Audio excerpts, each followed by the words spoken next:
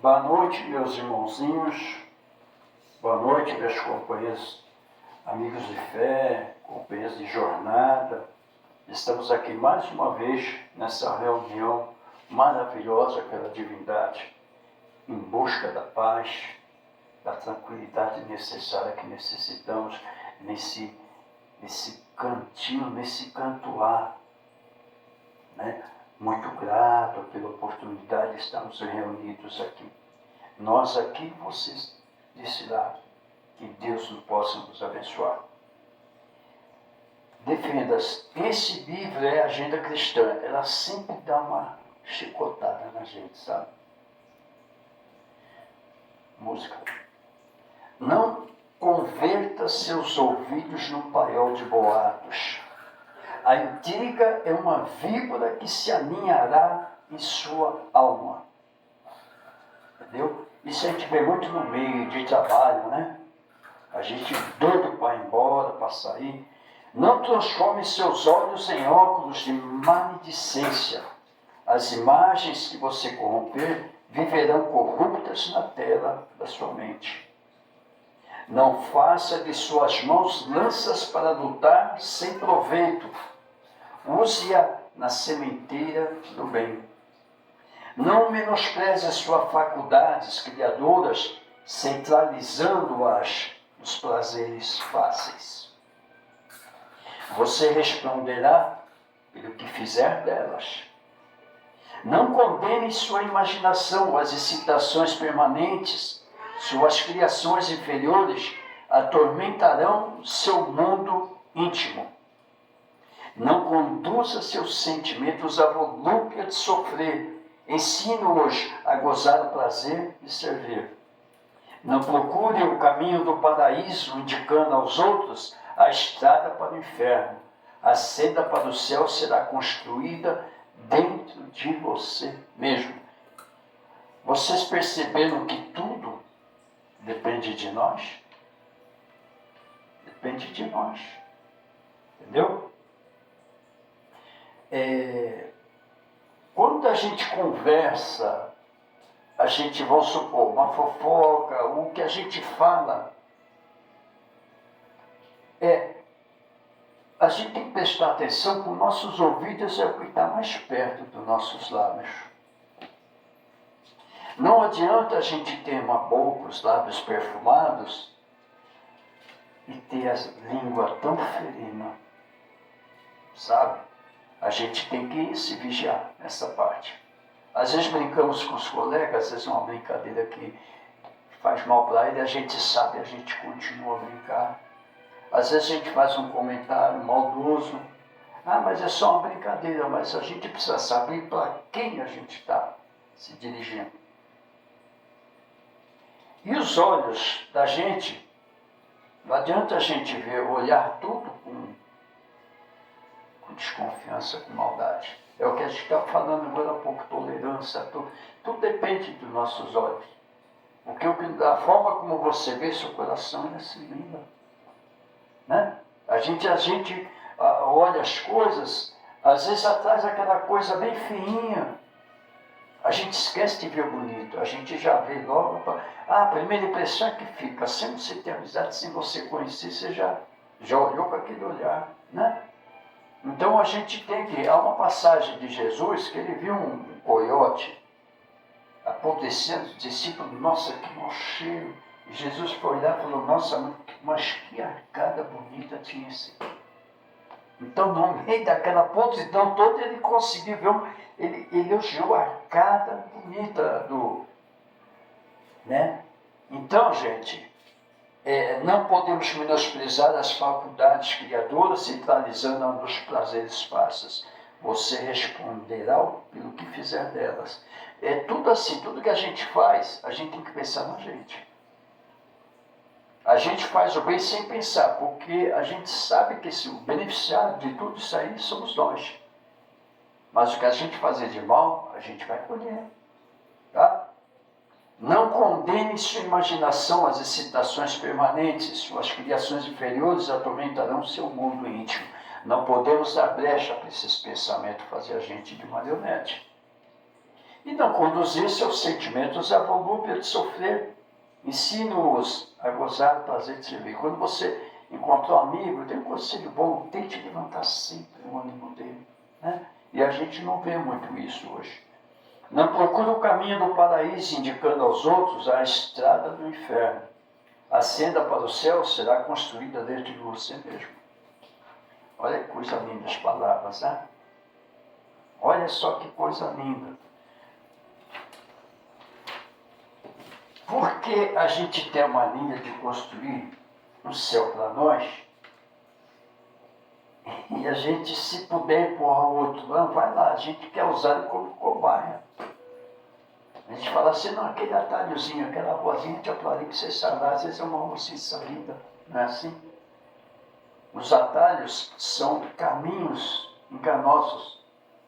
O que a gente não quer para a gente, então, por favor, não vamos querer para o próximo, porque a lei do retorno é cruel e ela não erra de endereço. Hoje estamos aqui para falar de um assunto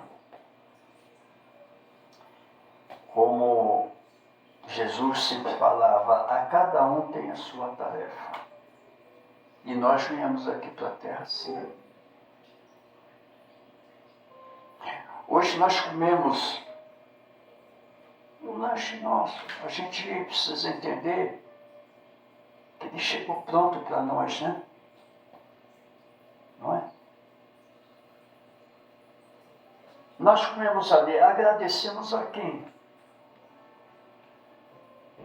Né?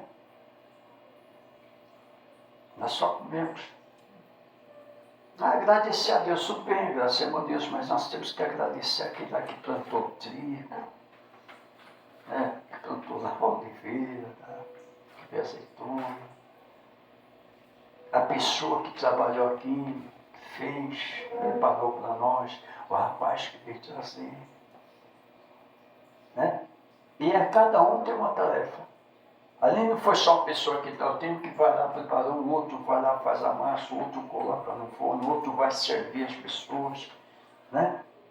Então, o que se fala aqui é isso. Nós estamos aqui, cada um com a sua tarefa. Né? E tem gente, eu que faço isso, faço aquilo. Meu Deus, dê graças a Deus se você tem aptidão por fazer. Você tem um dom de estar fazendo, você está fazendo aquilo, é o seu trabalho, mas é uma tarefa. Você está cumprindo com êxito. Não importa que você está, mas eu tenho que fazer tudo. Graças a Deus que você tem essa dinâmica, sabe? Você tem essa capacidade de fazer. Né? Não espere valor de ninguém, a divindade está vendo, aquilo é bom para o seu progresso. Você está, sabe, você está evoluindo, né? As grandes almas, às vezes, renascem para desempenhar na Terra missões gloriosas. Seus feitos encantam e servem de inspiração para todos. Semeiam a paz e amparam os desgraçados em larga escala. Contudo, por imperfeito que ainda se apresente, todo homem tem uma função pessoal e intransferível nas engrenagens do mundo. Assim, não se afirme à margem da vida e nem se considere inútil. Tem pessoas que se consideram tudo para baixo. Que eu estava vendo um amigo meu, que ele falava assim, Koff, eu só sei fazer isso. Eu falo, procure aprender a fazer outras coisas. Que vai chegar uma hora, você não vai ter mais idade, você vai estar cansado de fazer isso daí. Então a gente nunca pode se entregar, mas a minha vida eu só sei fazer isso. Aprenda outras coisas, outras tarefas. Né? Assim, também, evite alegar impedimento para desertar da atividade que a vida lhe reservou. Antes de protestar sua pouca importância, repare nas lições que vertem silenciosas do livro da natureza. Olha, vamos profundo agora. Imagine se os vermes parassem de trabalhar para se reconhecerem insignificantes. Ai, que nojo e tal, mas eles são necessários. O solo ficaria como? Ressecado e perderia a fecundidade, tomando-se incapaz de solucionar os problemas humanos. A gente fala da minhoca, olha o trabalho que ela tem na terra, olha a função que ela tem. E é menosprezada por nós, né? Ela só serve para pular, para pescar. E a gente não vai comer o peixe. Entendeu? Cogite se as sementes invejassem a posição das árvores maduras e generosas que lhes presidem a espécie. Caso elas desistissem de seu esforço obscuro na germinação e no crescimento, em pouco tempo a esterilidade anularia os recursos da terra. Suponha que as papoulas deixassem de produzir em atitude de revolta contra aqueles que lhes deturpam a essência dos mercados do ópio. Deixaria de haver alívio para as dores de incontáveis enfermos desesperados. Pense se as fontes singelas fugissem de sustentar os grandes rios e as formidáveis represas, a pretexto de serem humildes em excesso. Haveria prejuízo geral por falta de preciosa energia com que a humanidade conta. Com a mente nessas lúdicas imagens, reflitam seriamente sobre a sua posição no mundo. Irmãos, honrem o posto de ação em que foi localizado, por singelo que lhe pareça. Diante da lei divina não há ocupação útil avilante. As mãos que assinam decretos não vivem sem aquelas outras que preparam a mesa. A gente fala, o diretor está lá, mas ele depende de quem que vai servir o café, a aguinha.